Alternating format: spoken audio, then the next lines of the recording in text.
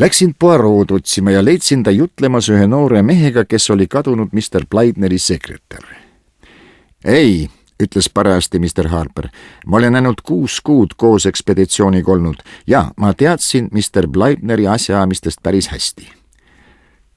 Kas te oskate mulle midagi tema õepoja kohta rääkida?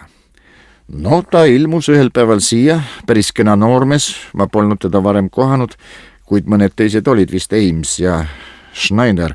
Vanamees polnud teda nähes põrmugi rõõmus, nad läksid kohe metsikult tülli. Mitte sentigi, hüüdis vana, mitte ainsatki senti ei nüüd ega siis, kui ma surnud olen. Ma kavatsen selle raha oma elutöö edendamiseks jätta. Rääkisin selle täna juba Mr. Schneideriga läbi ning veel midagi samas toonis. Noor Blydener pani siis otse joones Kairosse tagasi. Kas ta oli täie tervise juures tol ajal? Vana Blydener? Ei, noor. Mulle meenub, et ta mainis midagi oma halva tervise kohta, ent see ei saanud olla midagi tõsist, sest muidu oleks see mulle meelde jäänud. Veel üks asi, kas Mr. Blydener tegi testamendi? Nii palju kui mina tean, ei teinud. Kas te jääte siia edasi, Mr. Harper? Ei, sir. Ei jää. Lähen New Yorki tagasi kohe, kui ma siin asja tööle poole saan. Te võite ju selle üle naerda, kui tahate, aga mina ei kavatse selle neetud vana Menherra järgmiseks ohvriks saada. Ja kui ma jään, siis saab ta mu kindlasti kätte. Noormees pühkis otsaisiselt higi. Poirot pöördus minekule ja heitis kummaliselt nääratades üle õla. Tuletage meelde, ühe oma ohvritest sai ta ka New Yorgis kätte. Oh, pagan võtaks, jah, sattus Mr. Harper ärevusse. See noormees on närviline, tähendas Poirot mõtlikult. Ta on piiri peal, täiesti piiri peal. Vaatasin Poirot'le uudishimulikult otsa, kuid tema mõistatuslik muie ei öelnud mulle midagi. Sir Guy Willardi ja Dr. Toswelli saatel viidi meid väljakaevamisi vaatama. Põhileiud olid Kairosse juba ära viidud, kuid mõned asjad hauakambri sisemusest olid ülimalt huvitavad. Noore Willardi entusiasm oli ilmselge, aga mulle jäi mulje, et ta oli ka kuidagi närviline, just nagu ei suudaks ta õhus hõljuva kättemaksu tunde eest põgeneda. Kui sisenesime meile määratud telki, et ennast enne õhtusööki pesta, astus üks valges rüüspikk tume kogu meie kõrvale ja pomises meile mingi araabiakeelse tervituse. Poirot peatus. Te olete Hassan, kadunud Sir John Willardi teener, eks ole? Teenisin oma isandat Sir Johni, nüüd teenin tema poega. Ta astus meile sammukese lähemale ja madaldas häält.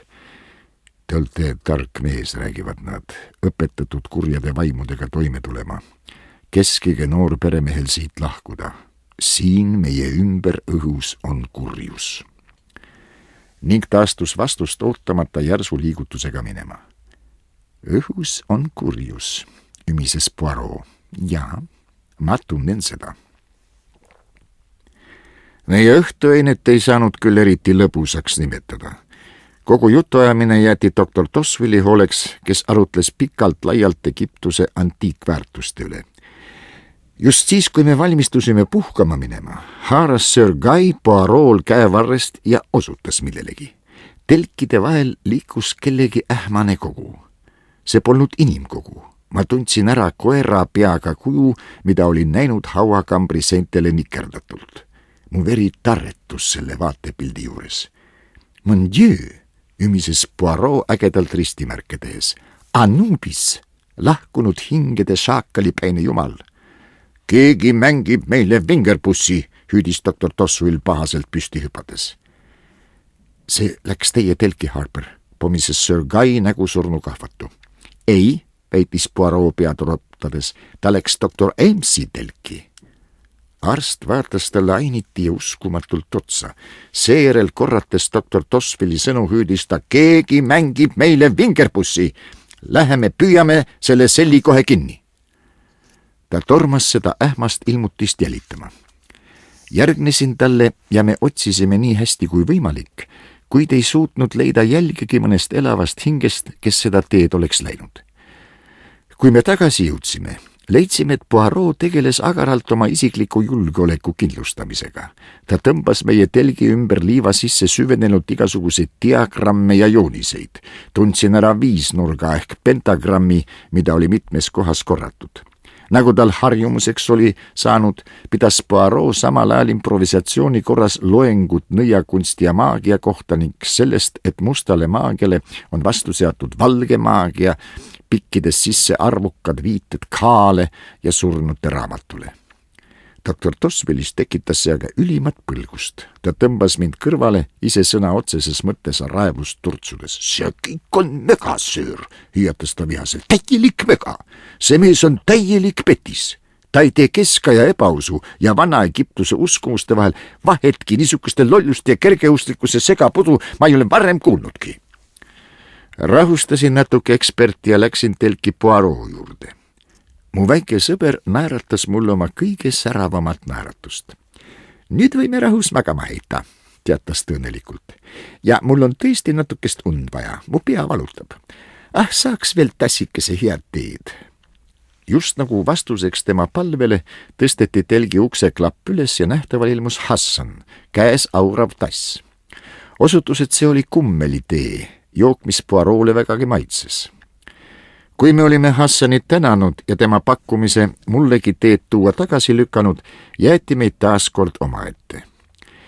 Seisin enne magama heitmist veel mõnda aega telgi avas silmitsedes laiuvat kõrbe. Nii võrratu paik, ütlesin ma valjusti, ja nii suurepärane töö. See haarab kõik su meeled, kõrbeelu, tungimine otse ühe kadunud tsivilisatsiooni südamesse. Kas teie olete sellest kõigest kindlasti ju vaimustuses?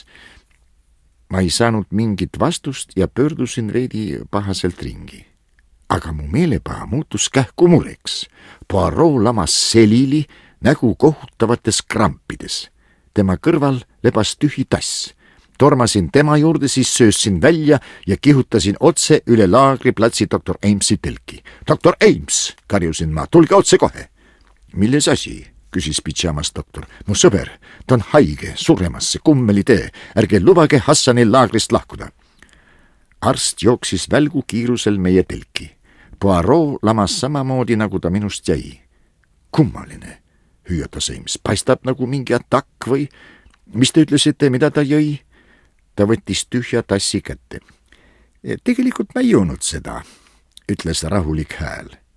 Pöördusime hämmingus ringi. Poirot istus ja naeratas. Just, sõnas ta, ma ei joonudki seda.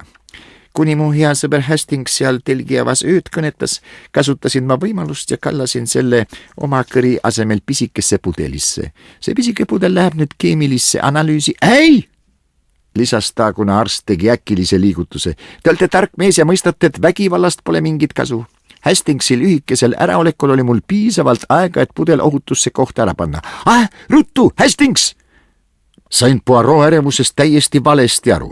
Üritasin oma sõpra päästa ja viskusin kiirelt tema ette. Kuid arsti kiirel liigutusel oli hoopis teissugune mõte. Tema käsi tõusis kärmelt suu juurde, õhku täitis terav mandlilõhn, siis vaarus ta ettepoole ja kukkus maa. Veel üks ohver, ütles Poirot süngelt, kuid viimane. Aga nii ongi kõige parem. Tema südametunnistusel on 3 surma. Doktor Ames, hüüdsin ma jahmunult. Aga ma arvasin, et te usute tõesti mingit maagiat. Te saite minust valesti aru, Hastings. Ma pidasin silmas seda, et ma tõesti arvan, et ebausul on kohutav jõud. Kui kord on kindlaks tehtud, et terve rida surmajuhtumeid on üleloomulikud, siis võite inimese suisa päevavalgel keset rahvarohket tänavat surnuks pussitada ja see pandaks ikkagi mingi needuse arvele. Nii tugevasti on inimestes sees see usk üleloomulikku. Kahtlustasin algusest peale, et keegi kasutab seda usku ära. Ma kujutan ette, et see mõte tekkis tal Sir John Willardi surma puhul. Otse kohe tekkis üldine ebausulaine. Nii palju kui mina tean, ei saanud Sir Johni surmast mitte keegi erilist kasu. Aga Mr. Blaibneri puhul on asjalud hoopis teisiti. Ta oli väga rikas mees. Informatsiooni põhjal, mille ma New Yorgis sain, võib teha mitmeid oletusi. Kõigepealt noore Blaibneri kohta räägiti, et ta olevat öelnud, justkui tal oleks Egiptuses keegi hea sõber, kelle ta saaks raha laenata. Enesestmõistetavalt arvati, et ta pidas silmas oma onu, aga mulle näis, et sellisel juhul oleks ta seda otse välja öelnud. Need sõnad tähendavad mõnd tema enda head sõpra. Veel üks asjaolu, ta kraapis kokku piisavalt raha, et Egiptusesse sõita ja oma onu keeldus otsesõnu talle penniga andmast. Ometi sai ta kinni maksta oma tagasisõidu New Yorki. Keegi pidi talle selle raha laenama. See on küll nõrk põhjendus, vaidlesin ma vastu. See pole veel kõik, Hastings. Üsna tihti räägitakse metafoorides, mida mõistetakse sõna-sõnalt, ent vahel juhtub ka vastupidist. Antud juhul peeti sõna-sõnalt öeldud metafooriks. Noor Bleibner kirjutas väga selgelt, ma olen pidalitõbine, kuid keegi ei mõistnud, et ta laskiski ennast maha sellepärast, et uskus tõesti, nagu oleks ta nakatunud kohutavasse pidalitõppe. Mis asja? Hüüatasin mina. Jaa, see oli saatanlikult tark leiutis. Noor Bleibner kannatas mingi tühise nahahaiguse käes. Ta oli elanud Lõunamere saartel, kus see haigus on üsna tavaline. Ames oli tema sõber ja tuntud arst ja noor Bleibner poleks tema sõnades iial kahtlema hakanud. Siin jaotusid mu kahtlused Harperi ja doktor Amesi vahel, kuid peagi mõistsin, et neid kuriteguseid sai korda saata ja varjata ainult arst. Bleibner oli kahtlemata mingil ajal teeninud testamendi või kindlustanud oma elu doktori kasuks. Viimane nägi siin võimalust rikkaks saada. Tal oli lihtne Mr. Bleibnerile mingid bakterid süstida, et tal veremürgitus tekiks. Seejärel laskis Bleibneri vennapoeg ahastusest ennast maha, kui kuulis arsti käest kohutava uudise, justkui oleks ta leeprasse haigestunud. Mr. Bleibner polnud aga oma kavatsustest hoolimata mingit testamenti teinud. Tema varandus oleks kõigepealt läinud vennapojale ja siis edasi doktor Amesile. Aga Mr. Schneider? No siin pole asi nii selge. Tuletage meelde, ka tema tundis noort Bleibnerit ja ta võis hakata midagi kahtlustama. Ja doktor Amesile võis ka lihtsalt pähe tulla, et üks ilma motiivide ja eesmärgita surm tugevdaks ebausku veelgi. Liiatigi, Hastings, ma ütlen teile ühe huvitava psühholoogilise tõe. Mõrvaril tekib alati tugev viha korrata oma õnnestunud kuritegu. Selle sooritamise vajadus võtab temas võimust. Siit ka mu kartused noore Willardi pärast. Anubise kuju, keda te täna öösel nägite, oli minu korralduste kohaselt rõivastunud Hassan. Tahtsin näha, kas ma suudan Amesi hirmutada. Ent tema hirmutamiseks läheb vaja enam kui üleloomulikku.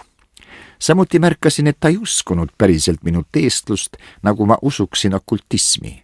See väike komöödia, mida ma tema eest mängisin, ei petnud teda ära. Kahtlustasin, et ta püüab minust oma järgmise ohvri teha.